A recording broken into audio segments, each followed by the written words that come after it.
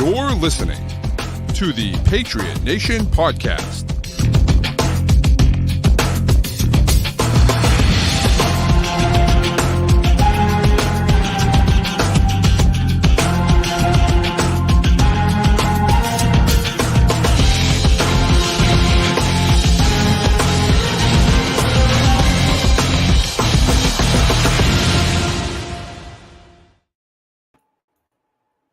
Edition of the Patriot Nation podcast. Your boy Pat Lane, as always, here with my guy Matt St. Jean. And as always, this episode is brought to you by FanDuel, which is the official wagering partner of CLNS Media. Matt, we're back on a Wednesday. It's Jets week.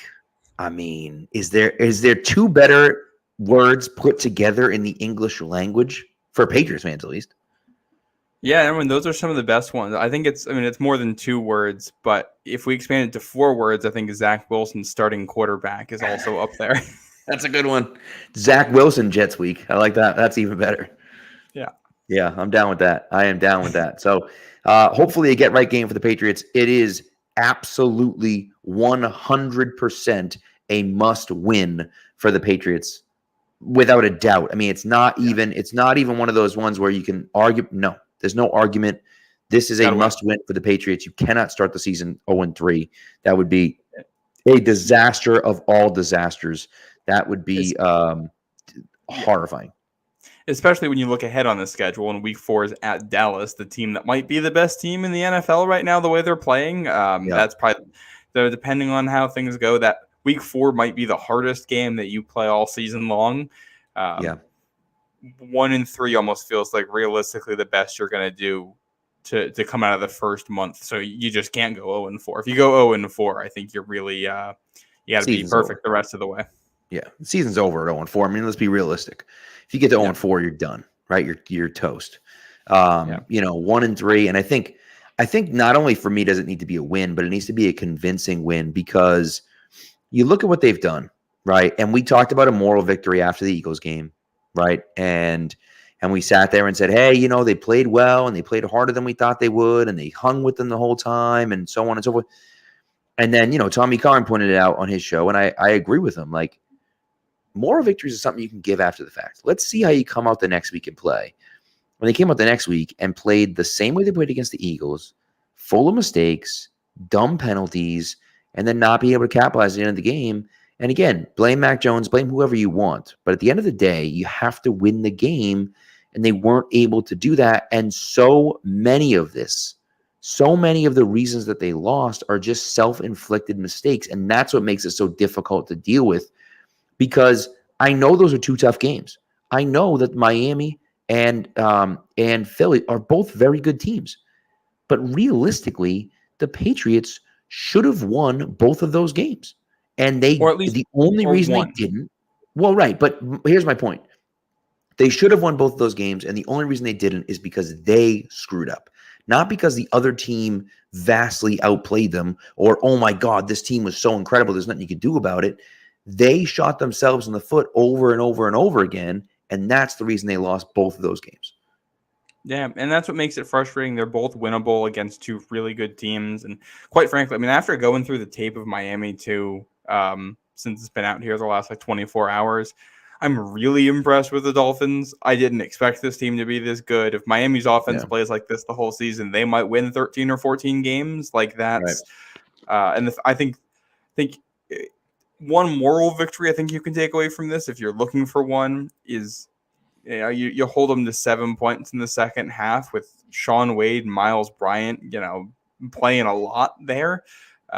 So I think you can take pride in that, and I think they figured things out. It's the same story we've been talking about for a while now. You get yourself in too big of a hole, you make 1, 2 too many mistakes, and you just make it harder on yourself than it needs to be. Miami's a good team. You can play a good game against Miami and still lose. If you play a bad game against Miami, you're just asking for trouble, and the same thing goes for Philly. So I think, honestly, with the Jets this week, I think you want a convincing win, but also, have you seen the weather coming into New York? Is it going to be nasty? Cold and rainy on Sunday. Oh, baby. I'll be there.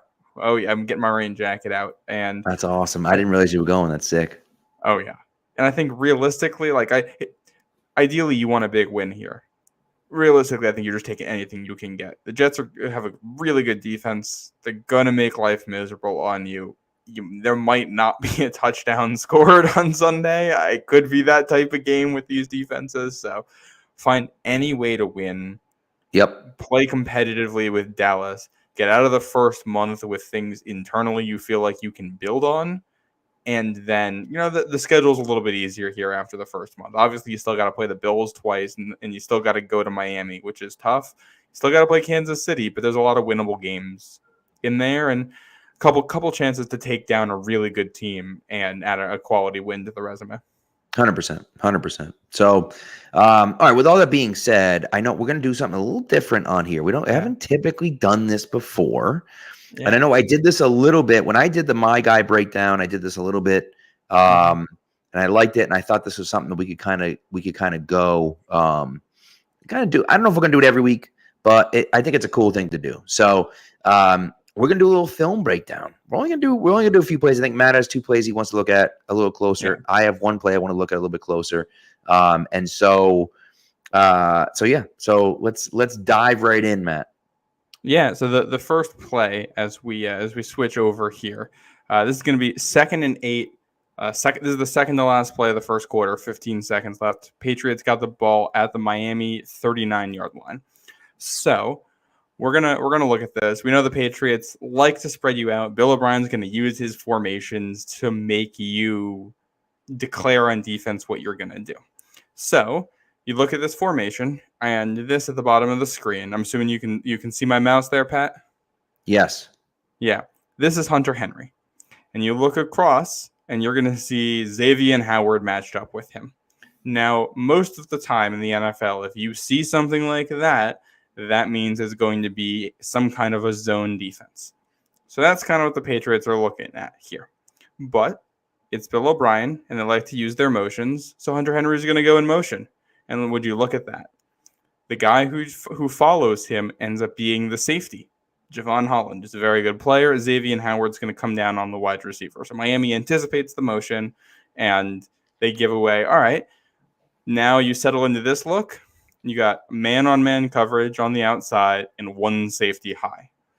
Now, the corner that you've got up top is Eli Apple, which is a name that people know, and he's somebody the Patriots went after on Sunday night. What you're going to notice is Mac's going to look out there. He sees this as man coverage, single high, and they got Eli Apple out here, a guy they want to target. Very subtly here, and it's kind of hard to see from this angle. You can see it better from the other one. He looks over to the left. He gives a little hand signal, and then you come back, and he takes the snap. Now, what that hand signal is here is some kind of a double move. He's making some kind of route adjustment here to Kendrick Bourne, and this is the guy they're going to be going after here. So he's going to draw back. Kendrick Bourne sells that slant. The corner bites on it, and he's gone. Mac releases. The second that happens, even though he's under pressure, he's able to drift back and get this ball away. Bourne's got plenty of room to work, and the corner's spinning around, not sure what's going on. And it's a drop. And I think this is one of those plays you really want to have back from Sunday night. There's a little bit of pass interference on this too, I think. But it's one of those spots where you either got to catch the ball or you got to make it obvious that there's pass interference. It's got to be one of those two from Kendrick Bourne. We'll watch this through one more time here and then go to the end zone view. But this would end up being a pivotal play for them because Mac makes the perfect pre-snap read, drops it in a bucket. Bourne catches that, and they're inside the 5-yard line. What ended up happening was the next play was Demario Davis's fumble. Kind of one of those moments where the game can really shift on it. One mistake, snowballs into another one in a possession that mentally here you're executing to the right spot to make this a touchdown drive on your second drive of the game, and you just can't quite get it done. Yep. Yeah. And that I think is indicative of a problem that the Patriots have had. And look, I think they were criticized a lot, and I think rightfully so at times. They were criticized a lot for not going after DeAndre Hopkins. They were criticized for not doing enough with their wide receivers, right? Not putting the weapons around Mac Jones. And we sat here and said, look, Devontae Parker is similar to DeAndre Hopkins. Is Hopkins the guy that you want? I don't know. But I think, these guys can do this. Now, listen, DeAndre Hopkins isn't running that route, right? DeAndre Hopkins doesn't have the long speed, really. I don't think, at least, to run that route anymore. But that being said, maybe it's someone else running that route. Maybe Tyquan Thornton's healthy and he's running that route and that's a touchdown, right? I don't know, right? And so the thing is that what it comes down to is that people were pissed that the Patriots didn't upgrade the weapons, and the weapons, at least on Sunday night, showed up in a big way where it wasn't enough around them, right? And I think it showed up on the previous Sunday where there wasn't enough around them. And I think, we've seen guys be good. We've seen guys do well here. The problem is that we just don't there's no game-breaking wide receiver on the team. Tyquan Thornton's got a lot of speed. He comes back. Who knows if he'll even play? He wasn't even in the cards, right? And so that's the problem, is that you're looking at this team saying, who are the game breakers? And right now, is it Demario Douglas who got benched for a fumble? I just don't know. So that's, Yeah. Oh, and the other part of this too is that, Bourne's in position to make the play, and we've seen him make that play before. He can make that play. He's got to do it, and he's probably going to get an opportunity like that again this season. You have to make it next time. That's how you do it. By the way, you said it, and someone else said it too, that there was pass interference in the play. Eli Apple did hold his arm. It should have been called. It wasn't. But at the end of the day, if you're an NFL wide receiver, you got to fight through that contact and make the play. You got to. And he doesn't make it obvious. And even after the play, we all know what a wide receiver who just got interfered with looks like after the play. We've all seen that, and Bourne's doing none of that. So advocate for yourself. Yeah. If you think you got interfered with, sell it. And if you don't think you got interfered with, make the catch. It really is that simple. And it's close. And it also shows, Mac Jones is reading this. And everything about that play is enough to get the job done until the very last moment, which makes you optimistic because they're doing everything until the last part, but also the last part's the most important. So they're close. That's what's frustrating. It's not like it was in 2020 where it's Demir Bird and N'Keal Harry out there. It's not like these are guys who can't do it. There are good players out there. They're just not consistent. They're not as reliable as you'd like them to be. But, if Bourne makes that play the next time, you're going to he's going to make that catch some of the time.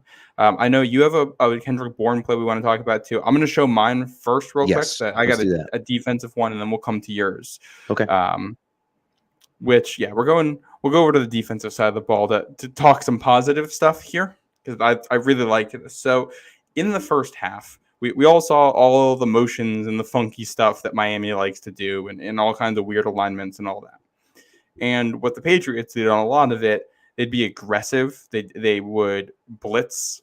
I don't know what I would say a lot, but if there was an RPO, they were going to make sure there was somebody crashing down hard to make sure the run wasn't there. And this is something they did pretty consistently throughout the first half. This is the first third down of the second half. This is the first series for Miami coming out of halftime. Now, knowing that the Patriots have been very aggressive in these situations all game long, we're going to look at the bottom of the screen here and what the Patriots are doing in the front seven. It looks like, we got some kind of a blitz here. It looks like Bentley's coming. It looks like Duggar might be coming. It looks like we might have 6 guys here coming to the quarterback. Now, if that's the case, then it looks like you're going to have man coverage with Miles Bryant down here and probably Jalen Mills on the running back. That would probably be how that breaks down if this is man coverage. And Tua sees all this. And if this is the case, then he's going to have a nice little in-breaker here for a first down. It's going to be perfect. Well, the play starts, and the Patriots don't bring that blitz. Juwan Bentley is going to come out and take the running back. Bryant is on the receiver, and Jalen Mills just stands there, exactly where Tua wants to throw this football. This is where it's designed to go. You look, Jalen Mills, he's not moving a muscle. He is just sitting and waiting for this. Tua sees this. He can't throw the ball. You take away his first read. Boom, you get a sack. I think that was their first sack of the night, and a huge play right out of the half where Miami could have, really blown the doors open on this game. just a really nice play by Judon to make that happen. And, this is really good stuff by the secondary, really good adjustments, really good job to bait Tua into a position where he couldn't do what he wanted to do. And, that's how, when you got Miles Bryant and Sean Wade playing big minutes against receivers like that, you want to win. That's one of your ways to do it right there. Yeah, agreed. And that's, it's interesting. It's one of those, that's the subtleties that we miss sometimes from the Patriots, right? Where they draw up a play that just makes the guy hesitate just enough. Mm-hmm. And when you have guys like Josh Uche and, Judon, who Uche forces him outside and Judon finishes off the deal, that's enough. It's not much, but that's enough to make him hold it enough to get the sack. And, it's those little intricacies that you see where, again, you're dealing with your fourth and fifth corner out there against Jalen Waddle and Tyreek Hill. And that's how you're still figuring it out. You know what I mean?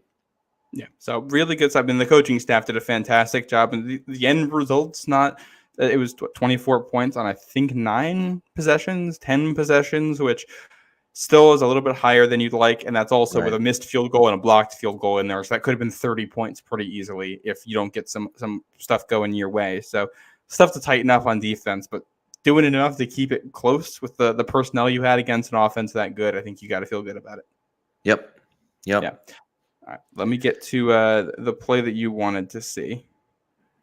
So, yeah.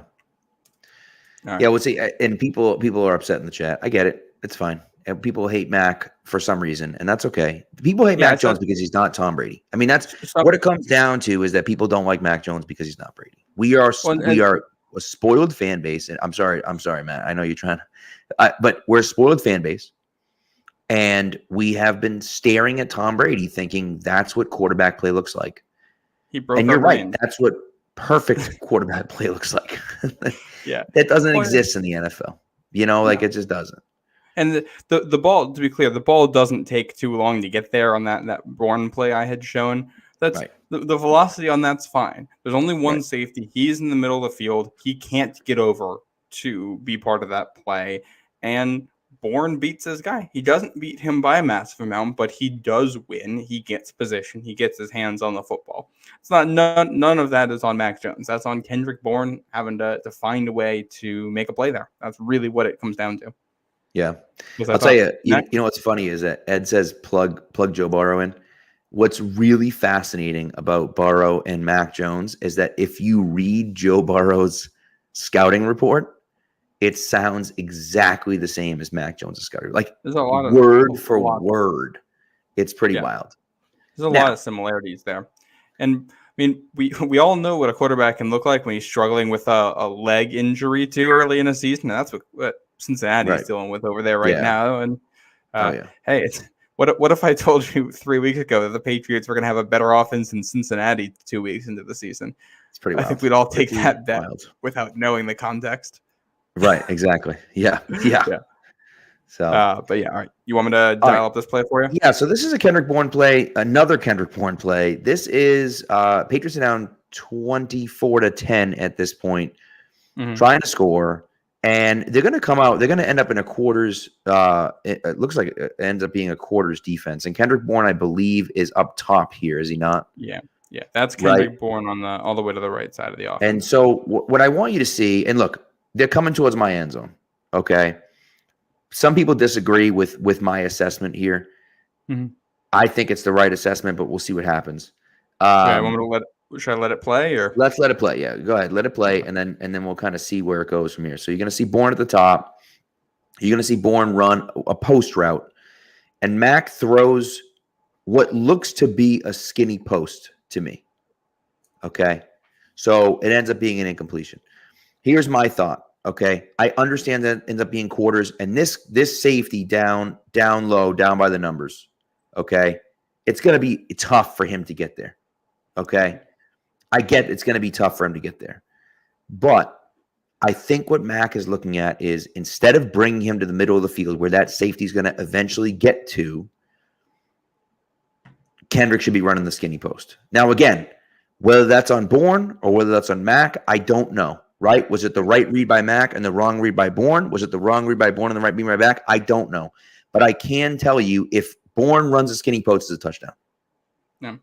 When I think part of that too, it depends on where the ball's going to get delivered, because I think Mac overthrows this a little bit. And I also think if Mac throws this shorter, there's probably a little bit more room for Bourne to work with. Right. If he throws it short. So I honestly can't tell. I do. Is this cover? I'm honestly not sure what coverage this is. It looks like it's maybe some kind of a match coverage. Yeah, I'm not 100% sure, but it looks like a cover 4, doesn't it? I mean, it looks kind of like a cover 4, except for that safety doesn't bail. Typically in cover 4, man, it depends on what type of cover 4 you're playing. Of course, right. He's going to end up dropping back to take this away, but he ends up coming up on the tight end. But it's not cover 3, because if this was cover 3, he is going to be here. So that this is where, to me, right, and you can make the argument that by the way, if you want to make the argument that it should have been a hard post and Mac should have thrown a seed instead of throwing it up top. You can make that argument if that's the argument you want to make. Now, I don't know if he's going to be able to get it over those linebackers and safeties that are sitting right there in the middle of the field. I'm not sure. I think if you're trying to drop this in this range, I think around the 20. But again, is that safety that's coming on the other side going to be able to get to it, right? Yeah, and so if you're not watching this on YouTube, you're like completely lost. But go subscribe to the YouTube channel. And so it's one of those things for me that, again, I wonder what the coaching point's going to be. And I know you said he overthrew Bourne, but here's the thing. If Bourne runs a skinny post, that's where he is. That's his spot. You get what I'm saying? Yeah. And so I think Bourne's definitely expecting this ball early. Yeah, because looks like he's expecting it right there. So it looks like he starts because he's coming this way, and then it has to start going vertically right there. So yeah, correct. So it looks as though he's looking forward to the 20 at the 25 or the 30, 25 yard line, somewhere around there. And so maybe Mac's got to throw that in that window. And again, this is why we watch the all 22, because we don't know, right? I'm watching it from that end zone view. They're coming towards me, and I see that safety coming in late. That's all I saw was the safety coming in late. And I'm thinking, why is he running a post like that? But again, if Mac throws it earlier, then it's probably a long completion to Bourne, right? He doesn't have a ton of space or a ton of separation, but he has enough separation that he can get there, right? And so, thankfully, that drive ended up in a touchdown. So thankfully, no harm, no foul on that one. But, you're looking for the explosive plays here. I think that's the area where you're trying to improve the most on offense, if you can find ways. And there were a couple of plays. There's another one we didn't even have in here where Bourne tried to toe tap something down the sideline on the seam and couldn't get the second foot down. It was an absolutely perfect pass by Mac Jones. Like a perfect back shoulder throw. I mean, he put a ton of air under it, but he put it in a spot where only Kendrick Bourne could get to it, and Bourne was late turning around and couldn't get his feet down. And, those are the plays. You know what I mean? Yeah, and Bourne, I think, didn't do a great job early in the route either. Right. I don't think he thought the ball was coming to him, which makes it tough. Another thing, I didn't dial it up in here. I don't have the timestamp before it, but the pick that Mac threw to Parker feels like deja vu to Miami in the opener last year, same type of play. And I think what we've learned is we're just not doing the one-on-one with Parker and Xavier Howard. I don't think we're testing that on fades at all. And if you look when Mac threw it, too, it looks like, it's going to be a real 50-50 shot. And then down the field, Parker really boxes him out. The thing that's tough, we talk about missed opportunities. Hunter Henry's wide open on the same play over the middle of the field, getting you down to at least the 5-yard line on it. So, right. So to me, that's a trust route. That is I'm going to trust my guy to win one-on-one, and I'm throwing it. And honestly, I'm just taking my three-step drop. Right, I'm hitting the back foot and I'm letting it go because my guy is going to win that one-on-one matchup. And instead of winning that one-on-one matchup, he gets absolutely curb stomped, pushed out of bounds, and doesn't even fight back to the football. And it's an easy interception by Xavier Howard. And then he does it. He does a really nice toe tap to get his 2 feet in, but like it was an easy pick for him. He ran the route for Devontae Parker instead, and that's where it gets frustrating. Where you're like, man, like and so now you look at it and say, all right, if he's playing against a physical corner like Xavier Howard is, you can't trust him in one-on-ones, and that's tough for a number one receiver. When it might, I don't know if it's physical. It might just be Xavier and Howard because they saw each other a lot down in Miami in practice, and Howard might have something on. Well, and this is, I don't know. I think there are a lot of fair criticisms of the receivers that we have in New England. But the other thing is that like Devontae Parker, outside of some of those matchups with Howard, and when he's known what the offense is doing, has been pretty good. It's a lot of ifs there. If he's on the field, if he's not playing Xavier and Howard, if he knows what's going on the offense. But down the stretch last season, that game in Buffalo, when he and Mac were getting on the same page, things looked good. So Devontae Parker's not a Pro Bowler anymore, but I've also seen people saying he's not a good receiver, and I don't think that's the case. I think there's a lot of like, above average receivers in this group. There's just nobody beyond that. There's guys who can win one-on-ones a lot of the time, but definitely not every time and not consistently against very good to elite players. Yeah. It's true. So, all right. One thing before, go ahead. Well, I was going to pull up a comment here to talk before we move on to the Jets. Go ahead. Yep. I was going to do the same thing. TJ Pinder, because this is, and I've seen this comment a lot. For a team that invested so heavily on defense over the last few years, they sure played conservatively against the Dolphins. I understand where you're coming from, and I think that's fair. The problem is this. Miami has 2 of the best receivers in all of football. They have 2 receivers who can attack your safeties when the quarterback's taking a 3-step drop. So quarterback's going boom, boom, boom, looking, and the guy's down the field, and you can hit the deep shots. They have some really good players over there. Patriots also have some really good players in the secondary, and they have invested heavily, just like you said. The problem is when you get the ball out so fast, it can negate a lot of the pass rush advantage that New England has against most teams. And 3 of the guys they invested in so heavily weren't on the field. Jonathan, the whole Jones family, except for Mac, was out for most of Sunday night, and that's what's. It's just a certain amount of luck there. And I want to play. You want to play aggressively. There's a little bit of 2001 Rams to that Dolphins offense, and you want to disrupt timing as much as possible. And it's just you can do that when you have athletic guys out there. You can't get that aggressive when it's Miles Bryant and Sean Wade. You can't have them pressing and doing all this stuff. You want to, and there's parts. There's some plays in the second half where they were getting Kyle Duggar involved and pressing on Tyreek Hill and dropping into zones and stuff, and that worked and it was effective. It's just, nobody knows how to defend this Miami offense right now. The Chargers didn't have a clue last week. The Patriots didn't start to figure it out until the second half of that game. And I think what you're seeing is the Patriots trying their absolute hardest to contain an offense that's nearly impossible to contain. Well, absolutely. And then throw on top of that fact that Jonathan Jones got hurt midweek, right? It's not like Jonathan Jones was out and you knew you weren't going to have him.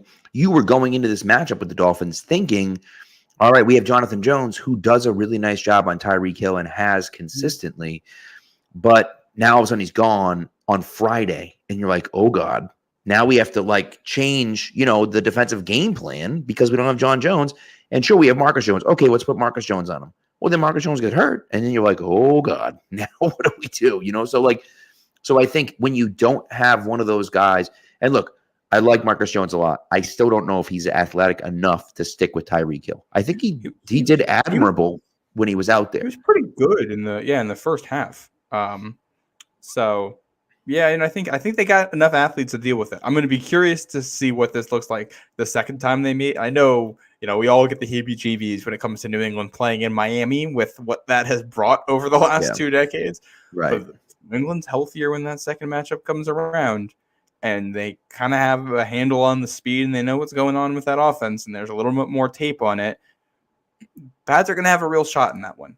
You probably don't get the field goal block in there. I think Miami has changed that up now, and you might not get some of the special teams plays that you got. So you're going to need to do a little extra on defense to make up for it. But there's a lot to like in the second half on defense, and if they can build on that with better players out there, I think they might be able to steal one in Miami against a Miami team that, depending on how you look at it, might be the best team in the AFC through 2 weeks. Yep. Yep. So, all right. One thing before we go to break, I'm just going to hit on this. Ed says 29th in offensive spending. Be nice to have one of those receivers, he says. You're not wrong, Ed. Here's what I'm going to tell you. And I'm going to do it. I've put off doing it. I said, I'm not going to do it. I'm doing it. All right. I'm doing it. In the next week or two, there was going to be an article from me on Pat's Pulpit comparing the total draft capital spent on offense versus the total draft capital spent on defense. And I know people that are going to complain about free agency and blah, blah, blah, blah, blah. I'm going to tell you right now, you are going to be shocked when I go back to 2018 until now, offensive players versus defensive players and how much draft capital they've spent on them. I'm not going to include trades. I'm not going to include the second round trade for Mohamed Sanu. I should, but I'm not going to. When I just look at draft capital used on offense versus defense, you are going to be shocked when it comes up that they've spent significantly more draft capital on offense than they have on defense. And then people are going to turn around and say, you didn't draft the right guys. Well, that's not what everyone's claiming. Everyone's claiming they don't care about offense. You want to say they didn't draft the right guys. That's fine. Right. And that's a different argument in total, but you can't say they haven't tried. Yeah, and the offensive spending too. I think a lot of that here, the most expensive spot here is quarterback, and the Patriots have two guys on rookie contracts there at quarterback, so they're investing essentially nothing at the most expensive position in the NFL. That's a big reason why, and not just nothing, but like the Patriots are paying less for Mac Jones than the Jets are paying for Zach Wilson because of where they were drafted. There's a difference there. And, they also have a guy on a rookie contract at running back who's starting. They have two guards on rookie contracts. They have a center who I think is on a relatively cheap contract there with Andrews. And I think they're actually pretty high in spending for tight end because they've thrown money at that position. And then, wide receiver, they got 6 guys at the position. If we're not counting Slater, 3 of them are on rookie deals right now with Tyquan, Kayshon Boutte, and Pop Douglas. Yeah. So, I think that's part of it. I would like to spend more on offense if it means they're getting better players out of it. It's just, that these players are hard to get. All 32 teams are looking for these guys. Everybody's constantly hunting for them. The Dolphins only got Tyreek Hill because he happened to request a trade at the same time they were looking for a receiver. The Eagles got A.J. Brown because he requested a trade at the same time they were looking for a receiver. The Bills got Stephon Diggs because he requested a trade at the same time they were looking for a receiver. There's a little bit of luck to this. So I think we should all be, hoping that Justin Jefferson demands a trade or he's actually going to be a free agent after this year. No, something like that. Yeah. Well, I think it's after this year, right? Is it his fourth? Maybe it's the year after next. Yeah, something like that. Justin Jefferson's got something coming up, so maybe he'll request a trade, or I don't know. That's the winning strategy here might be to have a good team and wait for an elite receiver to request a trade and get in on it. Or the best case is you draft a receiver and he's in his 4th year, so he'll have one more year after this. Yeah, he'll have the 5th year option, obviously. Working on an extension. And it's also like this is a good year for receivers. Building a team takes time. This is a good team. And, if they draft your receiver next year in the first round and they hit on a guy, which, they could with the talent that's available there, this thing goes from, it's a good team that's frisky and can make the playoffs to a team that could be the best in the AFC East overnight if you'll hit with the right guy. 100%. And before we go to break, Trent Brown's concussion was not actually a holdout. Let's be serious here, people. That's illegal for the Patriots to do. They, as we talked about with Jack Jones a few weeks ago, they would be getting sued by the NFLPA if they said that his holdout was actually an injury. There's no way they could do that. It's just not. They just can't do it. So you'd need to get like a player to buy into a whole thing. And if Trent Brown was faking an injury to get more money than the NFL would be, or the Patriots would be getting up in arms with the union and. Right. Yeah, no, I think Trent Brown got hurt, and also they've realized how valuable he is and said, hey, we got a little extra money. We'll throw some your way. And exactly. And I'm I'm actually a little surprised they didn't extend him to next year as part of it. Yeah, me too. Trent Brown's not super reliable, not the best tackle, but he's, better than the guys you're finding on the scrap heap. Agreed. Yeah. All right, let's get into a word from our sponsors, and then we'll be back and talking about the game this week against the Jets. Snap into the action this NFL season with FanDuel, America's #1 sportsbook. Right now, new customers get $200 in bonus bets guaranteed when you place a $5 bet. That's $200 in bonus bets, win or lose. If you've been thinking about joining FanDuel, there's no better time to get in on the action. The app is so easy to use. There's a wide range of betting options, including spreads, player props, over-unders, and more. So visit FanDuel.com/Boston and kick off the NFL season. FanDuel, official partner of the NFL.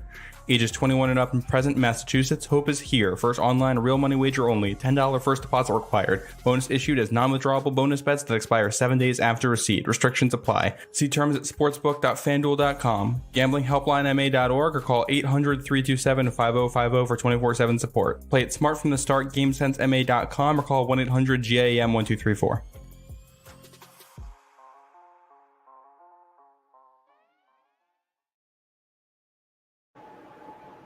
We are back, and so let's get into the Jets. Now, obviously, we know Zach Wilson is the quarterback over there. One can only assume that Bill Belichick is going to make Zach Wilson's life a living hell on Sunday afternoon.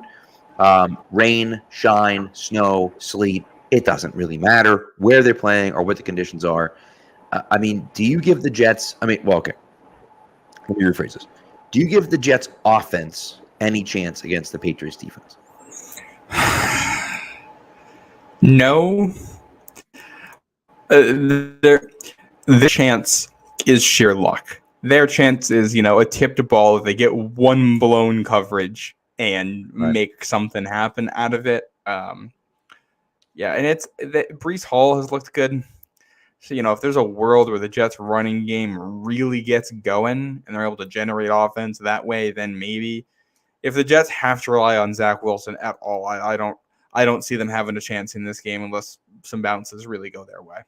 Yeah, I think it makes sense. Look, I think the Jets' best chance is for their defense to ball out, get a few turnovers, even get points on the defensive side of the ball, and then kind of go from there. I think that's really the only way that they have a chance against the Patriots. And look, the way the Jets defense has been playing, of course, the way they played week 1, not so much the way they played week 2, but the way the Jets defense played week 1 and the way we know they're capable of playing, there is a chance that they can do something like that.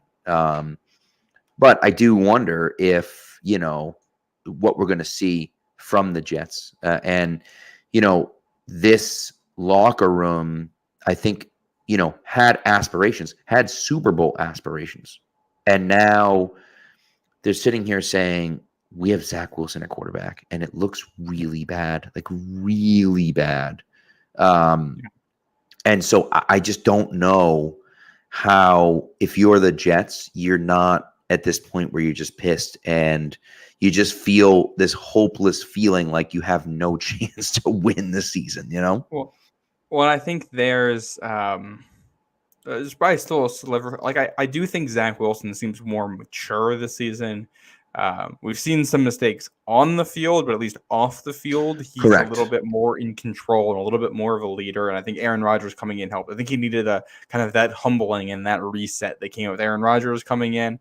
I still don't think he's a great quarterback, but the Jets have an awful offensive line, and I don't trust their offensive coordinator at all. That was a move only for Aaron Rodgers. Yep. They had to play Dallas last week.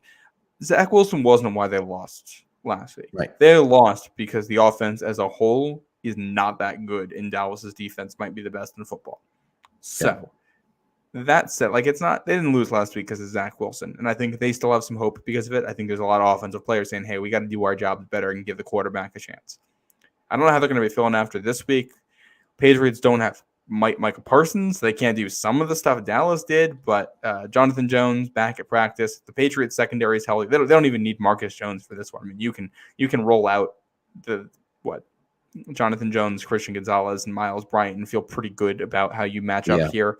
And I think you can just kind of pick some stuff in the film and really try to make Zach Wilson's life hard, rush the passer a ton, and just don't get beaten by the run. I think that's it. If you can make sure that the Jets have to pass the ball, Zach Wilson will make mistakes, more importantly, you'll be able to get pressure. Even if it's not picks, you're going to get sacks out of it because I think you're going to cover well enough down the field. And might be the fact that it might be sacks and not picks might make this game, a little bit closer. This might be like the game in New England last year where it's just both teams are getting pressure.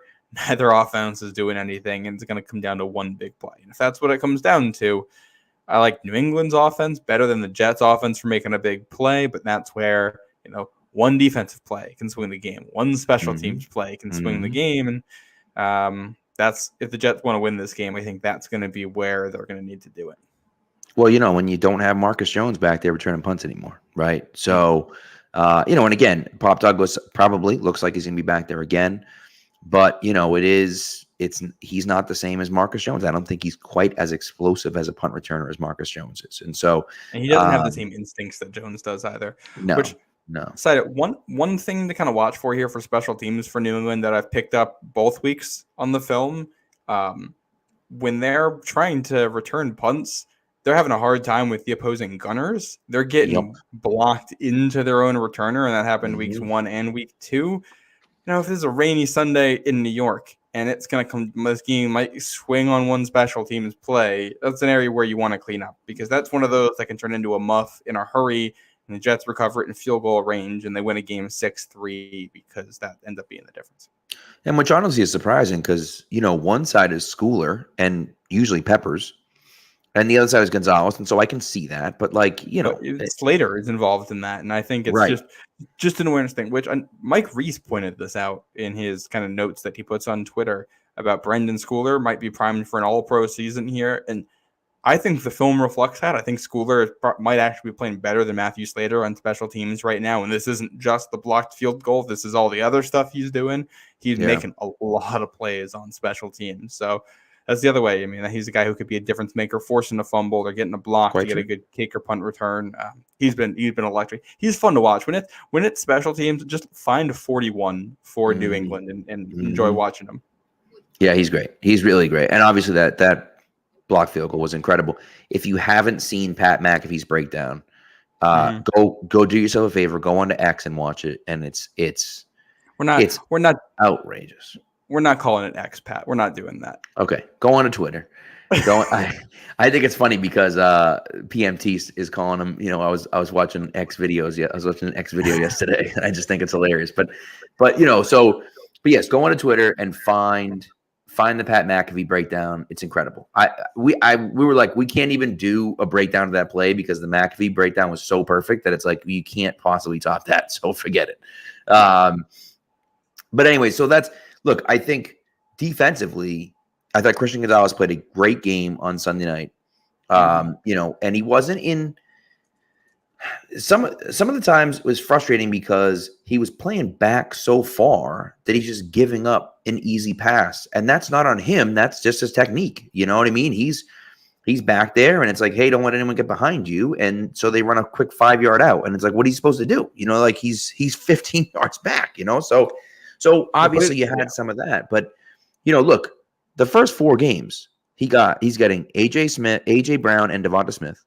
He's getting Tyreek Hill and Jalen Waddle, which mostly covered Tyreek Hill on Sunday night. He's getting Garrett Wilson and he's getting CeeDee Lamb. I mean, it doesn't get much more difficult than that for the first 4 games of your career. And he's looked really, really good for these first 2 games. If he keeps playing like this, man, he's going to win defensive rookie. There were a couple third downs in the second half where they just went man. He was on Hill and he locked it down. Really, in some ways, like the only big play Miami got in the second half was a one-on-one with Jalen Waddle and Miles Bryant, and it's nobody's fault but injury that's happening. And Bryant won one of those earlier in the game too. So they got this whole secondary, I think, matches up really well with what the Jets do. I think the only concern is Allen Lazard as a bigger guy. But I think you might go and just play sides with your corners here, or you might go Gonzalez on Lazard for the size and Jonathan Jones on Garrett Wilson, assuming he's healthy. I kind of think you just play. I kind of think you just play Allen sides. Lazard though. Allen Lazard, I don't know.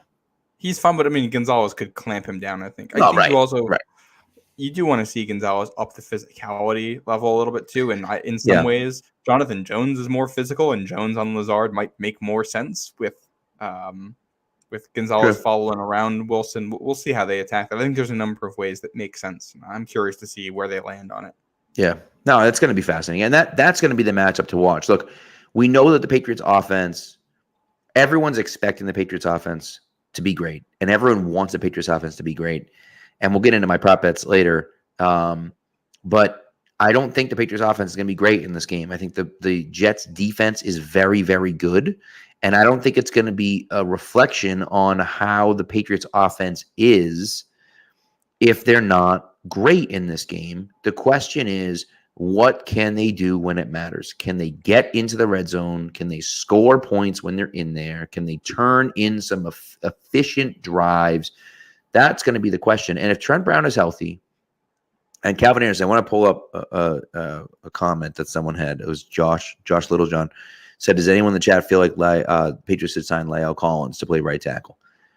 I honestly don't know why the Patriots haven't already signed him. Now, I know he was released from the Bengals injury. I get that. The pup list. From the pup list, right? Hasn't practiced. And he's still hurt. And so maybe he won't even pass the physical. I don't know. I don't know what that looks like. I don't think he's ready. He hasn't gotten any camp. He hasn't practiced once. I think that's the issue there with Collins. And so I wonder, but I'm just surprised that they didn't even just scoop him up and throw him on the practice squad. You just toss him on the practice squad or whatever and just see if you can get anything out of him. Now, I thought Vidarian Lowe actually looked pretty good on Sunday night. He wasn't great. He got smoked by Bradley Chubb at the end of the game, right? But for the most part, he wasn't awful. He wasn't worse than Anderson. He looked like a backup offensive tackle. Right. And so I'm curious to see what they're going to do. Here's the thing. I think Anderson and Van Ginkel last week was bizarre, and I'm hoping that's a one-game anomaly thing because Anderson he's been up and down, and he's not the best player, and you're not expecting him to be anything fantastic at right tackle, but he should be better than he was. And I think, from all the guys, 4 of the 5 guys that played Sunday night didn't get more than a day in Patriots camp. I think you saw that. The guys don't know how to play together. They're not passing off things well. They're not communicating. And Onwenu and Strange look rusty, and they don't look super quick right now. They're still banged up. Yes, I get the Seth Rogen thing a lot. Thank you. So I think it's – I don't hate bringing in Collins. I like the idea. If he's not healthy, though, it's not a viable thing. And I think short term, you're better off sticking with any 5 guys that you think know what's going on and are healthy, and you just hope that's enough, and the communication makes it work. And maybe you don't make too many changes to the line, and you keep the guys all in one spot and see if they figure it out together for another week or two. It's the Jets' defensive line. They make it miserable for everybody. There's no group that's going to be good on Sunday. You just have to be passable and score 13 points and you'll win. Right. That's kind of what you're banking on, right? And unfortunately, it's the Jets. That's what the Jets do to you, right? And the Patriots are trying to do the same thing to you, right? And so that's one of those things. And so I get it, right? I get it. And the DeJuan Jones thing, TJ, I understand that. It's a common thing for most people. I think DeJuan Jones, he looked okay on Monday night, but I think he didn't play as well as people want you to believe that he did. He played all right, but he wasn't great. Let's put it that way. And so I wonder what his ceiling is like in the NFL. I also wonder if Sidy Sow isn't the guy that we see at right tackle. I don't know. I don't know. But So is healthy. So wasn't healthy last week. He wasn't part of that. So correct. He might. And so had his rough moments, obviously, but he had some really good moments at tackle in the preseason. So I think we've seen Patriots offensive lines look this bad early in the season before, and there's a lot. I think the more concerning part is that Cole Strange did not look very good on Sunday night, and really took some time to find his game. And it could be just recovering from that injury. Yep. But, guys who get injured and miss their second training camp in general not usually great outcomes out of that. It just delays your development, and that's tough for New England. And if Cole Strange doesn't become the guy you think he can be until week 9 because of that, there's going to be a lot of rough weeks between now and then where you're trying to figure things out. Right. Agreed. So we'll see. I think, look, the offensive line's got their work cut out for them, even if they're all healthy, even if they're all 100%. Right. And so, it's going to be really tough for them no matter what. I thought Onwenu was fine, but he wasn't as dominant as he normally is either. So, it's not like they turned into this like running team. They couldn't run the ball, in game 2 either. So, against a defense that gave up 200 yards to the Chargers on the ground, correct. Which I think I didn't get deep into the LA Chargers running offense tape in week 1, and maybe I'll go back and look at that. But I kind of feel like that was more a Dolphins thing, and that they had a bad game and that they looked better. Because you look like their defensive tackle group. Zach Sealer is one of those guys who a lot of people don't know his name, but he just got an extension for them, and he's really good. He gave New England fits in week 1 last year. He's just a really good defensive tackle. Raekwon Davis is really good. Christian Wilkins is really good. Miami's got a lot of really good defensive tackles, and they made plays, and they were quick. They're super quick off the ball, which makes them tough to defend, tough to block. Yeah. So, agreed. And you're gonna get that again this week because the Jets are athletic as it gets on the defensive line, and the goal this week isn't to become the 07 Patriots. The goal this week is to score enough points to beat Zach Wilson. Right, and that's all. That's all that matters, right? Get to 1 and 2, and then go from there. And again, if you go down to Dallas and you lose to the Cowboys, but you play hard and you play well, that's one of those things where you say, hey, it is what it is, right? And you lose, and now you're 1 and 3. But as long as you don't get blown out by Dallas, I look at it and think, all right, you have at least a chance, right? At least a chance. But again, I'm not holding my breath about that. And again, moral victories don't matter. They don't matter. It only matters if you're able to string together some wins in the middle of the season, right? If you lose to Dallas, right? You beat the Jets, lose to Dallas, then you come back home and lose to the Saints. Well, what the hell good was the close loss against Dallas? It doesn't mean anything. And moral victories help if you learn and you build on it, and it gives you confidence for something later down the road. And that's right. If they learn something from Miami game 1 that helps you beat Miami game 2, then all right, we can take something away. If you take something away from facing the Jets defense this week, and you're able to apply that to the Dallas game, or something from the Dallas defense, and apply that to the Saints defense, or things like that, that's what helps you. Even you go back to, obviously not a moral victory, but still, if we're talking about losses, the game against the Chiefs in 2014, like the infamous Patriots loss, Belichick said they were really happy with the effort they got out of their players. They thought they found some stuff on the offensive line in the second half. They found some stuff that was working. It was one of those games where things got out of control. The game script got messed up on them, and they couldn't recover. But it wasn't because the players were awful. It's because a bunch of things all went the wrong way at the same time. They hung in there. They played as a team. I think we've seen that from New England the last 2 weeks. So it's just converting that into wins somehow. And that's really the question, right? How do they do that? So, all right. So, but I feel like I'm pretty confident. I feel like we should all be pretty confident in the Patriots going into New York. And again, this is the biggest must-win of all the must-wins. It's already a must-win for Bill Belichick because it's against the Jets, and we know that he hates the Jets, and we know that he takes pride in beating the Jets, even when the Jets are 0-16 and the Patriots are 16-0. It doesn't matter. He still wants to beat the Jets. And so, that's the way it is, right? And so that's how he feels. That's how we all feel. And so you got to imagine that he's going to be extra prepared for this game, and the team is going to be extra prepared for this game. And again, they know what's at stake. They know what's at stake. You can't start 0-3 and expect to make the playoffs. It just can't happen, right? And so, so we'll see. The last time they started out 0-2 is the last time they started 0-2 in 2001. Yeah, and they won the Super Bowl that year. So great. I don't think they're winning the Super Bowl this year, but we never thought they were winning the Super Bowl this year.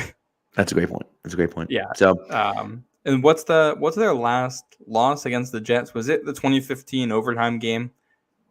I think that's it. 'Cause it's 14 in a row. Brett Favre. Yeah, at home. You say Brett Favre? 2015 wasn't Brett Favre there?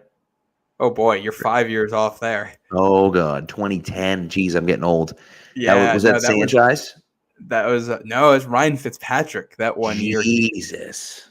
Yeah, and that was 2015 when the Pats got super injured down the stretch. Started out 10-0 and then went 2-4 in the last 6 games of the regular season. They lost week 16 at the Jets. That's the wind overtime game. The Patriots won the coin toss and took the win. Oh, and took the wind and lost. Yeah, and then went down to Miami and ran Steven Jackson like 1,400 times. Right. And then and then they didn't make the Super Bowl because it's funny because the Steelers were a great team. And I will always say, it's funny because I remember, now that you're saying this, I will always say the Patriots looked at it and tried to avoid the Steelers. And Vontaze Burfict took off Antonio Brown's head, knocked him out of the game. They still almost beat the Broncos without Antonio Brown. If they had beat the Broncos, they would have had the Steelers at home, and they would have been in the Super Bowl.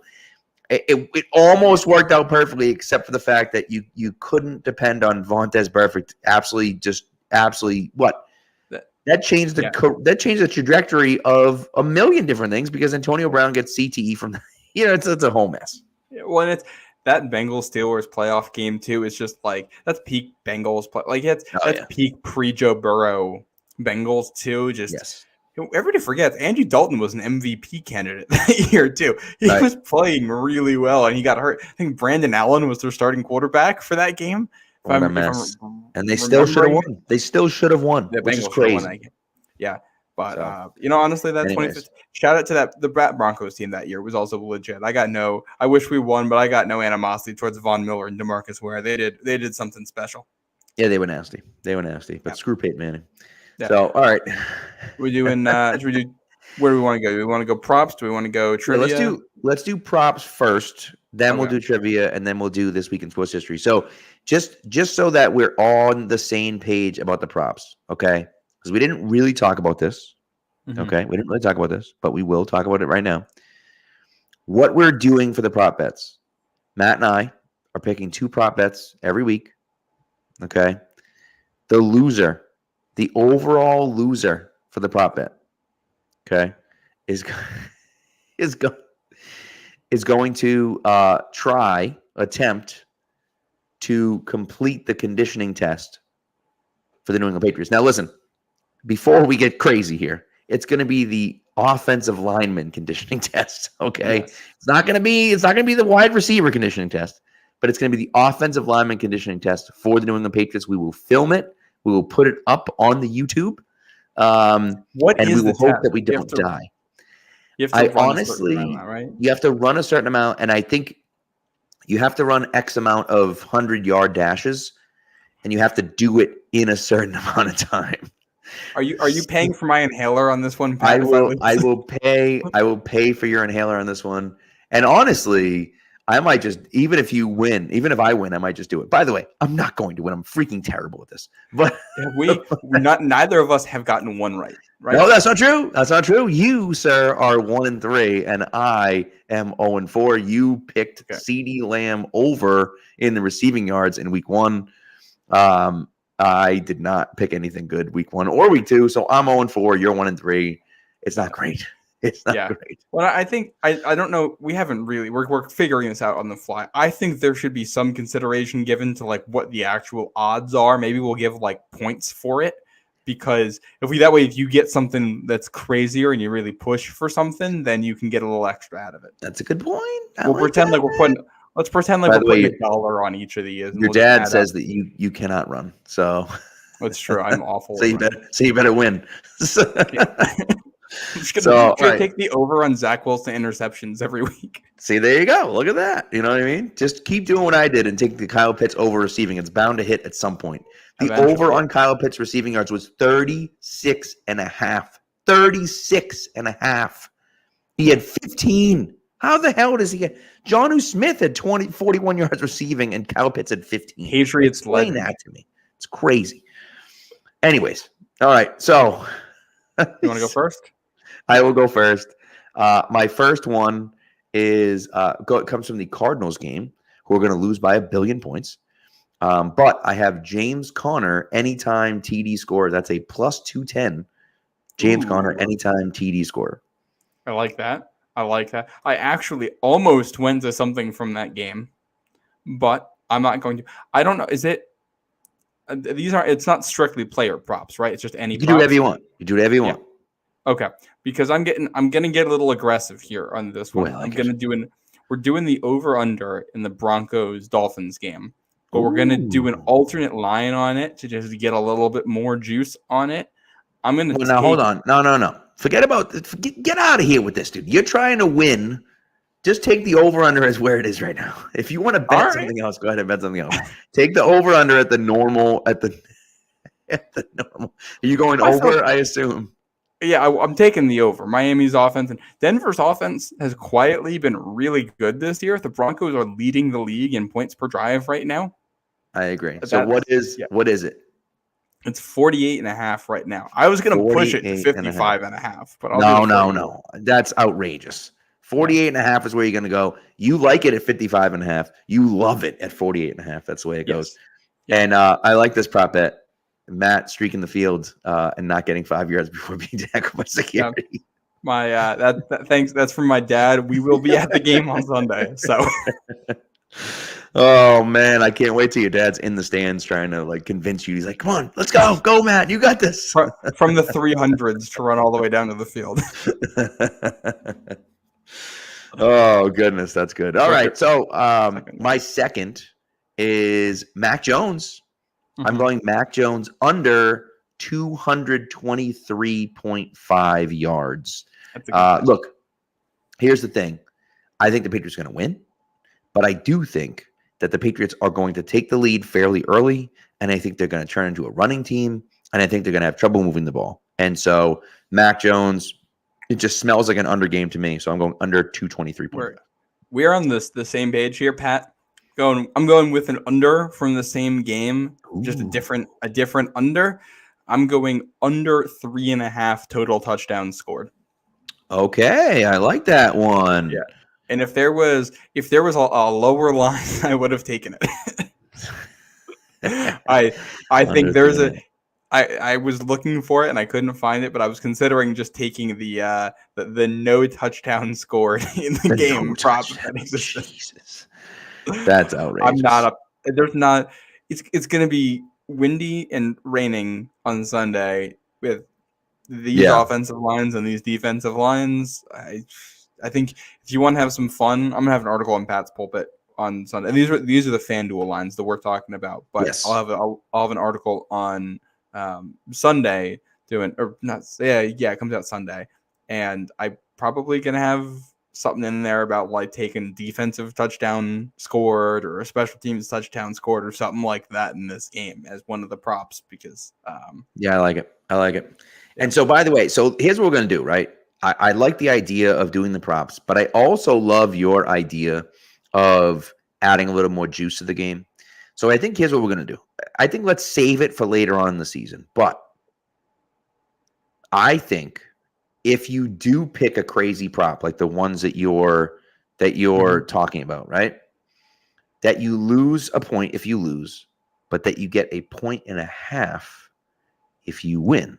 See, I really think the easiest way to do this is just to pretend like we're putting $1 on each of them and we see what the money return would be and we see who ends up higher. I think there's a built-in scoring system here. You're right. This thing has numbers attached to it. Listen, that's a lot of math, and I do math all day long at school. I really don't want to do all that math. I'll set up a Google sheet for it. All right, maybe. Well, we'll figure it out. Either way, we're gonna go from there. Matt's trying to game the system so that he can win. I want to win. I don't want to run. I don't like running. So we're on the same page because I want to lose so that I'm doing the running, but I'm also trying to help people out. So I'm trying not to pick terrible ones either. So I'm thinking I'm going to go 2-0 this week, but then again, I thought I was going to go 2-0 last week and I went 0-2. So who the heck knows? So we do trivia. Yes. By the way, people are confused. Matt St. Jean does not equal Matt Manito. They are not the same person. No. Matt is Team Crazy Matt. This Matt is not crazy Matt. Well, semi-crazy Matt, but he's not team Depends crazy on the Matt. day. Yes. Yeah. So, But all right, trivia. Matt solidarity here, though. I'm here with all the Matts. Most of the Matts. Not all of the Matt Matts, gets but the most trivia of the question right every time. He's right. Starting to doze off, needs the trivia because he hasn't got a live one. It's true. Right. He gets it right every time, but sometimes someone gets it right in the chat before he gets it right.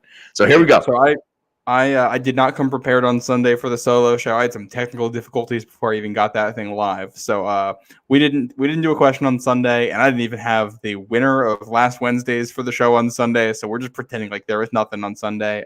Love it. The winner. So the question last Wednesday was who caught the game tying touchdown in Miami in 2003 in that thriller. The answer was David Givens. We got a bunch of correct answers on it, but George Varghese, I'm not sure how you say that name. He got it right. He was the first one on it, so congrats to him. This week's question, we're staying on theme here. The 2001 Patriots started the season 0-2 before getting their first win in Week 3 over Peyton Manning and the Indianapolis Colts. New England won 44-13, in part due to a pair of pick sixes on future Hall of Famer Peyton Manning. Ty Law had the second of the pick sixes, but which New England defensive back had the first? I know the answer. It's a good one. I like that one. You probably were at this game, right? I was at this game. Yes, I was. Yeah. The old Fox. That's a classic Patriots game right there. Sure is. This man had so many big plays. For the Patriots. Really? Matter of fact, had a big play for the Patriots in 1996 when they went to their first Super Bowl. Mm-hmm. He's really a forgotten member of that 01 team. I think. I don't think he gets. He and a couple other members of that secondary were really good. So we'll let some of the guesses come in on who got that pick six there and see how you know that 01 secondary. It's not Ty Law. But yeah, Darrelle Revis, he says. Devil Revis. Darrelle Revis may not be correct. Revis was. How old was Revis at the time? 2001. Young. High school. I don't know. Probably high school. Yeah. So, all right, let's do our last segment of the day and get you guys the heck out of here because we're almost at 1:10 here. Well over an hour. Appreciate you guys sticking with us. As always, here we go. And now for something we think you'll really like. This week in sports history. All right, I actually have two. So maybe I'll go, you go, I go. How's that sound? Sure. That works for me. All right, so on this day, which is September 20th, 1988, American diver Greg Louganis wins the 3-meter springboard gold medal at the Seoul Olympics.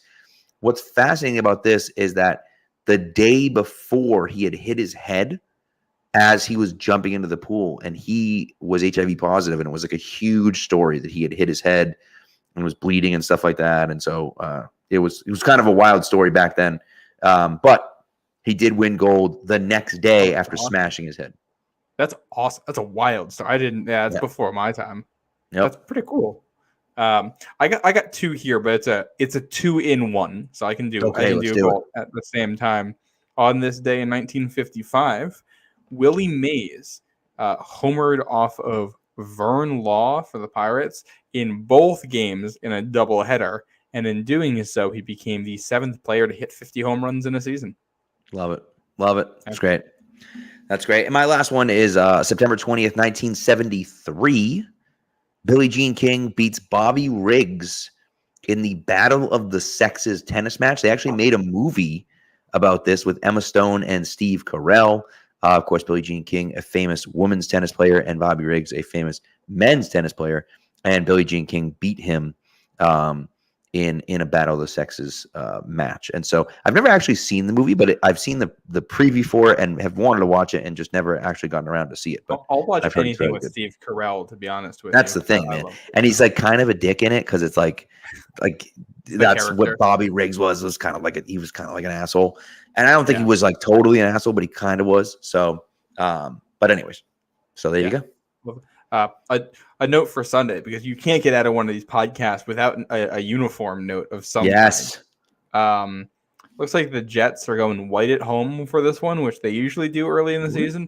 But they're doing the black pants and the black socks, which I hate You're the Jets. You've worn Silly. green for like 50 years here, and you're gonna start wearing black all of a sudden, and you're like it doesn't match. I think it looks ugly. It doesn't look like the Jets, and every time I see it, the first play it reminds me of is Zach Wilson, and the second play it reminds me of is Marcus Jones. So if you're why are you running this out there? Like, what the Jets? Like, this is the brand you want? I will tell you. So I was in a Madden league during the pandemic. Actually, I was in a Madden league, and I ended up I bounced around at kind of a few different teams, or whatever, but I ended up on the Jets, and I would wear every time I had a home game. I'd wear the black jerseys with the black helmets, and I'd have the blackout uniforms, and people would just roast me. All the guys in the league would be like, "This is the ugliest uniform I've ever seen." And I'm like, "Well, I kind of like it." And then they busted it out in a real game, and I'm like, "Those are my jerseys." And then, of course, the Patriots are trying to kick for a touchdown against them, and I'm like, "Well, I guess they're not good luck, but whatever, dude." You know what I mean? Yeah, it's just it's totally not good luck with them, and it is synonymous with one of the worst years of the franchise last year with Zach Wilson. And I think you'd assume you'd want to refresh that brand in some way and not associate it. And it's right. The other part of this. The Jets got new uniforms in 2019, and like the regular uniforms, like green jerseys and white pants. Patriots still have not played them with green jerseys and white pants since they switched, weird because they keep wearing either white at home or they'll bring out the black against New England. Or well, what's so funny is that I think, in my opinion, now similar to the Patriots, their white helmets with the green stripe and the circular NY Jets on it, I think those are far superior to anything else that they wear. I think those are the best helmets that they have. The old Curtis Martin helmets, those are sick. But I kind of like the green helmets. I got this like nice paint finish. Like the old green helmets, I did not like with the new green. But like the white, I mean, you can't go wrong with like the Joe Namath era Jets uniforms. That's as classic as it gets right there. Right. Yeah, true. So, anyways, all right. This has been Uniform Talk, weekly Uniform Talk by Pat and Matt. With Seth really Rogen. Matt, and then I just kind of chime in a little bit here and there. So, of course, Matt is like, they posted in rookie numbers. Like, how come they're on the old numbers? I'm like, dude, how did you notice that? I don't know. Whatever. It's my special interest, Pat. And I mentioned it in the last week, but the Bruins did unveil their uniforms. And, yes, and they look great. They look great. Oh, I'm not a fan at all. But and disagree. Here's what I will say: Marshawn getting the captainship is so cool, so cool. So one more note here. Wait, nope, sorry, Matt. Good night, buddy. That wasn't the one I was looking for though. Ken says, "I wish we would bring back the gray pants, please, for the love of God." Wear the freaking gray pants. It looks so stupid. It's not a color rush anymore. Wear the gray pants. I think what the Patriots do here is pretty simple. For any day games in New England, you wear the gray pants. For the night games, you can break out the all blue if you want. And you switch it up a little if you have to, based on like the team. Like if you're playing a team that wears like a ton of gray, wear the blue. So you get a little more contrast or whatever, or things like that. Like honestly, like playing the Chiefs on Monday Night Football, it's actually a good time to wear the all blue because you get the nice blue and red contrast. And good point. I bet that Monday night game in December is the one game we're going to get gray pants this year, based on what they did last year. They did the Monday night game, and I think two home primetime games, red uniforms for one, the alternate uniform with the gray pants for the other. That seems like what they're probably going to do, but yeah, they should be in every game thing. Yeah, I agree. That's what I do in Madden, at least. Always throw the gray pants on. You got it, dude. You got it. Looks so much better. So, anyways, all right. Well, thank you for listening to our ramblings for an hour and 15 minutes. We appreciate you guys. Chat was blowing up as always. Awesome. Thank you very much, guys. We love you guys. And Matt will not be on the stream this week because Matt will be at the game. Well, hey, depending on what time the stream is, I can get back here. Right. So we got it. We'll figure it out. Either I'm going to go right after the game. We got to talk to because of course Taylor does. Taylor and John do theirs.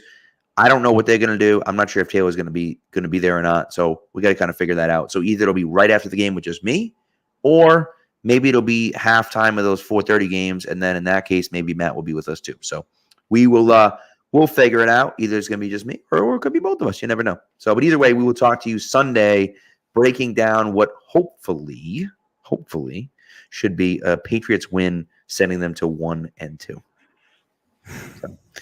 So let's hope. So have a good night, guys. We'll talk to you.